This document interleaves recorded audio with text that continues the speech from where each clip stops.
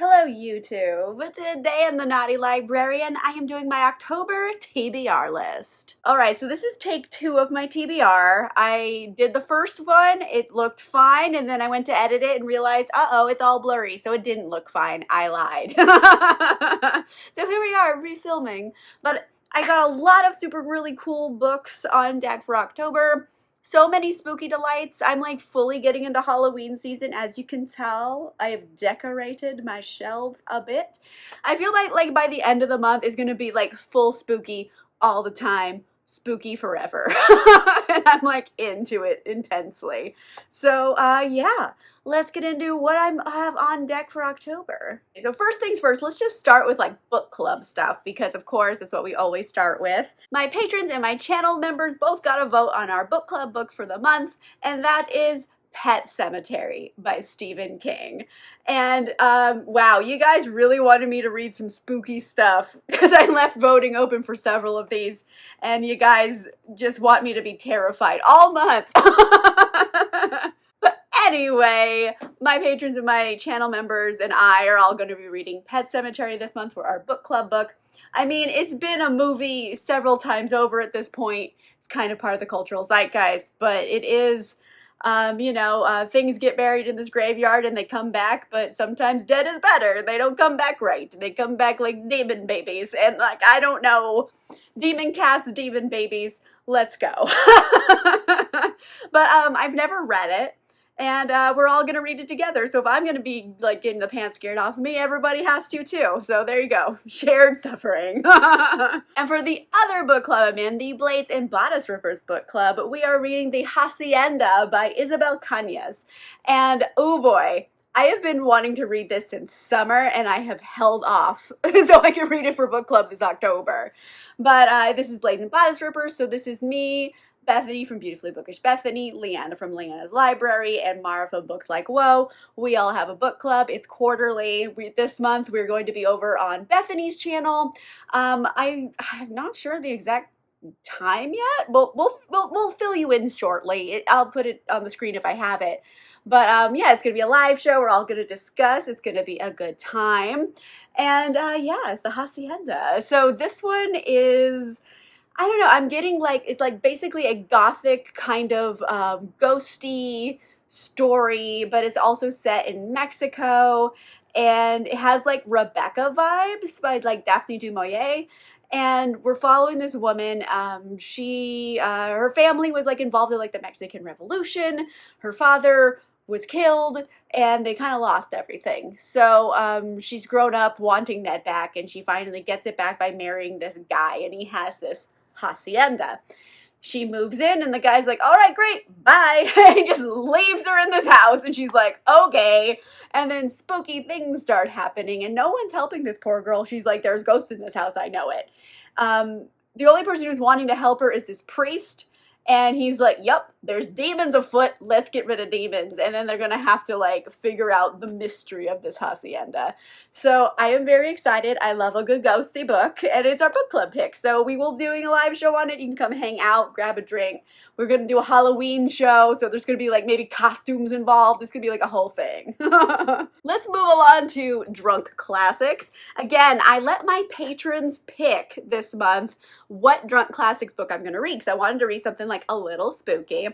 And the winner by far was The Exorcist by William Peter Blatty. Now, again, I'm going to be reading Pet Sematary and The Exorcist. Y'all are like just wanting me to be terrified all month. But I'm going to be doing this one. This did come out, I think, in 1971 originally. It's like 50 years old at this point. It's a classic. So I am excited to read it. I mean, have we all seen the movie? Yeah. I was also a middle school girl left alone at slumber parties. We all watched it when we were too young. It happened to everybody, I think. So I am excited to see it because I don't think I've ever watched The Exorcist as an adult. I've watched it like in middle school at slumber parties and was scared to death. So I am excited to go into this one and like read the source material. Maybe it's really good. Fingers crossed. I'm enjoying it because I did try to read Amityville Horror a couple like years ago, and oh boy, was that a bad source material. The movies are a lot better. So, yeah, The Exorcist. I mean, I don't think I really need to get into like a description of what it's about. Little girl gets possessed by the devil. Exorcist priest has to go get the devil out of the little girl. Crazy stuff ensues. So, I'm excited. It's going to be my drunk classics pick. I worry that being drunk will make it scarier, so we'll find out when I read it. Also on deck, I have The Vampire Armand by Anne Rice. I'm continuing on my Vampire Chronicles journey. This is book 6 of the series. Like, we are progressing. There's a lot of books, and I'm gonna do them all. I've decided. And this one I think is going back more to like the roots of the Vampire Chronicles, I hope, because the last 2 books were just so freaking weird. Like 4 and 5 are just like nonsense. I have reviews up already, but Vampire Armand is getting back into like vampire shit, which is like what I want. I want like sad vampires doing vampire stuff, obviously. I think it's pretty clear to say this is going to be about Armand, which is a vampire we've met many times throughout the books. He's an interesting figure. He was kind of super religious at points. Like, he, like, was the leader of, like, a satanic vampire cult. Like, he was leading his cult leader fantasy for, like, a long time. So, like, he's a character. Let's learn about him for a minute. And I don't know if I'm going to do it necessarily as a drunk classics, but I am definitely going to do a recap on it. So we'll see. It's going to happen. I might just not be that drunk during it. We'll find out. So before I get into like all of my spooky books and my spooky adjacent books, I have one book I have on deck for October that's not spooky at all, but it's important to read during this month, and that is A Holly Jolly Diwali by Sonia Lally. There's so many rhyming words with this. But it is Diwali in October, I believe the end of October. So I was like, let's read this. I don't really know much about the cultural holiday celebrations, the traditions around it. I know it's like a festival of lights, and it's in like Hindu culture, and I'm just interested to learn more about it. I mean, this is a rom-com, so I don't really think this is like an in-depth analysis of the cultural traditions, but like it's like a nice little like you know, test the waters. I just want to learn a little bit about the cultural tradition. Also, have like an adorable rom-com, hopefully with some spice factor here. Like, I'm a spicy lady, so I need some spice in my books. And I'm excited. I've been wanting to read this for a while, and since it's Diwali this month, I was like, this is the month, let's go. All of the rest of the books are like spooky or spooky adjacent. So, I don't know, maybe we'll start with like spooky adjacent first and then get really into spooky. So spookily adjacent, I would say, is Killers of a Certain Age by Deanna Rayburn. I am so excited to read this. Like, you don't even know how excited I am right now. And I am calling it spooky adjacent because it is about assassins, so like, murder. And I'm like, assassin, serial killer, like it all involves killing. I don't know, it's spooky adjacent for me. Deal with it. That's how I'm classifying this. But we're following like this group of women. They're all like in their 60s, and for their life career they worked for this organization where they were basically hit women. So they were assassins, and now it's time for retirement. So, you know, the company gets them this all expense paid vacation. But by retirement, they mean they're sending younger assassins after them to retire them. So these older women have to prove like, no, we invented these things. We're gonna like have our vacation, damn it. So it's like sassy older women, assassins. And I was like, yes, I don't need to know anymore. Frankly, I just needed to see the cover. And I wanted to read this so bad. So yes, very excited for this one. Another like spookily adjacent book, I would say, is The Sunbearer Trials by Aidan Thomas. I really love Aidan Thomas's writing, so anything that they put out, I'm pretty much gonna pick up. This one is, I think, the most traditionally like fantasy that they've written, because the other books have also been set kind of in like reality, so maybe they would be a more contemporary fantasy where they're set in the real world, but there's magic. This is like a magical world, so a little bit different. But we are following this trans boy, and in his culture, like, they have all these people, I think they're demigods, and they have like these trials, and whoever wins the trial, they get to go like work with the sun god to like keep the sun going, etc. But like person who loses the trial gets sacrificed to the sun god. So it's like a whole thing, and this I believe Teo is his name, and he doesn't want to get sacrificed to the sun god, so like he has to put up with some stuff and figure things out.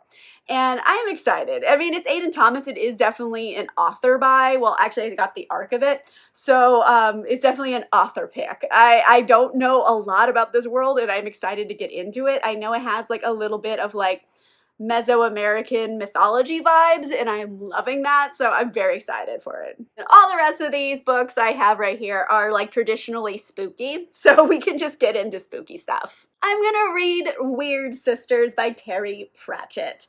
Now, I don't know a lot about Terry Pratchett, which is a travesty. I also feel bad about this. I know like the Discworld series is like his most famous series. He's OG fantasy writer, or sci-fi fantasy. I'll put him in both categories. And I know Terry Pratchett co-wrote Good Omens with Neil Gaiman, so I was like, I should read something by Terry Pratchett, damn it. And then one of my lovely subscribers was so nice and kind to send me a copy of their favorite Terry Pratchett, so I was like, you know what, this is the month. This one has like sassy witches. I think it's a comedy. Everyone has been telling me that they think I would like this book, like from multiple sources. Everyone's like, oh my gosh, you're gonna love this one. You're gonna love that about this book. And I'm like, very excited.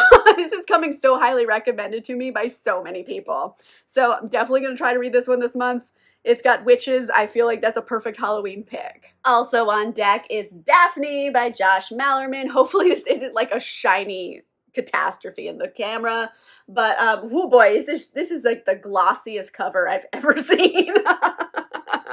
Daphne is kind of very much like, think 80s teen slasher movie as a book, and I love Josh Malerman books. They're so good. Josh Malerman wrote Bird Box, in case you're not familiar with the author, and that's like a movie now and everything, but like, oh boy, Bird Box is phenomenal. It is terrifying. So I was like, whatever Josh Malerman puts out, I'm pretty much gonna buy. And yeah, I pre-ordered Daphne. It's finally here. I am so excited to read this.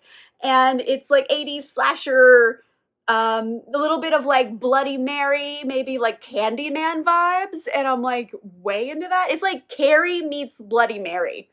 Oh my gosh, it's Bloody Carrie. I just came up with this right now, but it's basically kind of like a Bloody Mary situation where, you know, you can invoke this spirit, and the spirit is of this girl who was bullied in high school, a la Carrie. So it's like Bloody Carrie, and I'm like loving that. Did I just invent that? Because I hope I did. But yes, I'm so pumped for this. I think it's gonna be really good. I'm very excited to read it. Also on deck, I have Rust in the Root by Justina Ireland. Again, Justina Ireland is another auto by author for me. Justina Ireland wrote Dread Nation and The Deathless Divide, which is phenomenal if you haven't read them. It's Civil War zombies. Why haven't you read that? Go read it right now. It's so good. So whatever this person puts out, oh boy, Justina Ireland, I see the author name, I'm gonna get it. And this one is also really, really good sounding. Oh man, is this like Depression era in the United States, and it's kind of like alternate history. So in this world, magic has just kind of already existed, and there's like magical art colleges and stuff. People have magic. And it's kind of like a reimagining of the history of the United States with this element added in. Kind of like how Dread Nation was, because it's like the history of the United States with like the Civil War era plus zombies. How would that change the landscape of America? So we're now in the 30s, and we're following a young mage trying to make her way in the big city. She kind of lands like an internship, and they are hunting down a bad guy, and they have to like stop this before terrible magical things happen. And I don't want to go in knowing a lot about the plot, because I just want to like jump in and enjoy it. It's Justina Ireland. I know it's gonna be good. So if you want like good like horror writer and like alternate history, if you like that, I think you're really like Justina Ireland. So yes, very excited for this. And last up on my TBR, if I have time to get to it, I probably just read this whenever, but I put Blackwater by Jeanette Arroyo and Ren Graham. This is a graphic novel. It's kind of like spooky. Oh my gosh, what is going on? This is the weirdest thing. Every time I open this book, even if I don't look at what page it is, I always open to this exact page. And there's no weird crease in the book. Literally every time I've opened it, I open it to chapter 5, the cabin, because I see that, like, this picture every time I open it. I don't know what's going on. It's spooky. But anyway, it's kind of like teens living in a spooky town. There's werewolves and witches, and like I think it's like queer a little bit. It's like a queer love story. And I don't know, I'm excited. Like, I think it'd be a fun kind of spooky light read. I could just kind of read a little bit of whatever. It's got werewolves and witches and, I don't know, vampires maybe. Oh my, it's got a lot of stuff going on, and I'm excited to kind of try it out.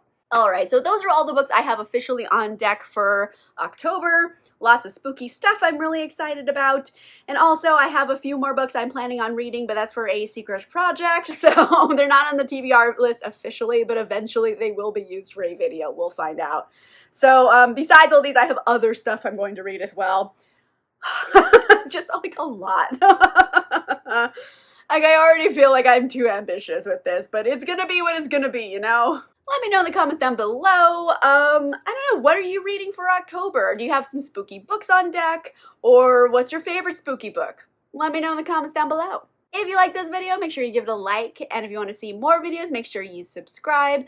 And also, if you want cool exclusive content, including a book club, you can consider becoming a channel member or a patron. The links for that are in the description down below.